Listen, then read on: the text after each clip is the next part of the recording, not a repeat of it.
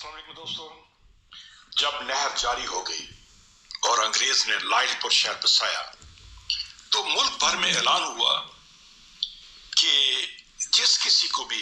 نہری زمین چاہیے جو اس کو آباد کر سکتا ہے تو وہ لائلپور کی ڈی سی کے دفتر میں رابطہ قائم کرے۔ اور پھر دیکھتے ہی دیکھتے پورے ہندوستان سے ضرورت مند لائلپور پہنچنے لگے۔ ڈی سی آفس کے سامنے ہر وقت لوگوں کا ایک ہجوم رہتا تھا،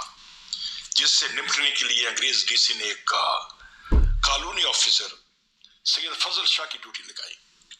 کہ یہ مقامی لوگ ہیں، ان کے ساتھ تم بہتر طریقے سے نمٹ سکو گے، اور ہاں کسی کے ساتھ زیادتی نہ ہو پائے۔ فضل شاہ نے سینے پر ہاتھ رکھ کر ڈی سی کو یقین دلایا کہ سر مطمئن رہیں، کسی کے ساتھ زیادتی نہیں ہوگی اور صرف حقدار کو حق ملے گا۔ مگر صاحب ایک شرط فضل شاہ نے یہ بھی رکھی کہ زمین میں اپنے انداز سے تقسیم کروں گا اور کسی کو اس میں دخل اندازی کی اجازت نہیں دوں گا۔ جب اس ڈسکشن کے بعد ڈی سی نے گو ہیڈ سگنل دے دیا، ان کو اجازت دے دی، تو شاہ صاحب نے لائلپور کے کیسری گیٹ کے پاس اپنا ڈیرا لگا لیا۔ جو بھی درخواست گزار آتا آپ اس سے گرم جوشی سے ہاتھ ملاتے اور اس کے دونوں ہاتھ اپنے ہاتھوں میں پکڑ کر بغور دیکھتے۔ سلیکشن کا معیار ایک ہی تھا کہ اگر تو ہاتھ محنتی ہیں اور پتھر کی طرح سخت ہے تو اسی وقت اسے ایک مربع یعنی 25 ایکڑ زمین کی الاٹمنٹ اس کے نام پر جاری کر دی جاتی تھی، اور اگر سائل کے ہاتھ نرم ہوتے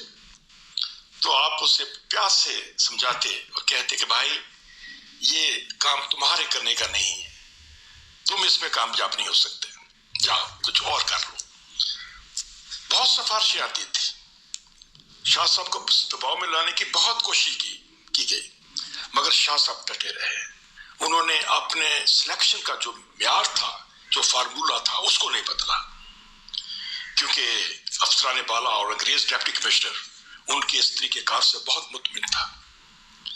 دوستو، جب یہ پروجیکٹ کامیابی سے چل نکلا تو کسی نے شاہ صاحب سے پوچھا کہ آپ کے ذہن میں الاٹمنٹ کا کہ اس طریقے کا خیال کیسے آیا؟ تو بولے میں نے کسی جگہ پڑھا تھا کہ ایک بار ایک شخص اللہ کے نبی کے پاس آیا صلی اللہ علیہ وسلم اور مسافے کے لیے ہاتھ بڑھایا تو نبی پاک صلی اللہ علیہ وسلم نے دیکھا کہ اس کا ہاتھ بہت سخت ہے اور اس پر چنڈیاں پڑی ہوئی ہیں، جس پر نبی پاک نے اس کے ہاتھوں کو چوم لیا تھا اور فرمایا تھا القاسب و حبیب اللہ،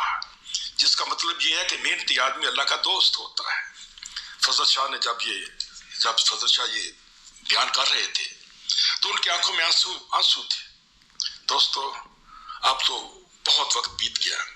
60 اور 70 کی دہائی تک لائلپور میں سید فضل شاہ کا یہ قصہ اکثر لوگوں کی زبان پر ہوتا تھا اور وہ بڑے فخر سے اسے بیان کیا کرتے تھے۔ اس کے ساتھ ہی بھائیو، آج کی کہانی ختم۔ والسلام، اللہ آپ کو خوش رکھے۔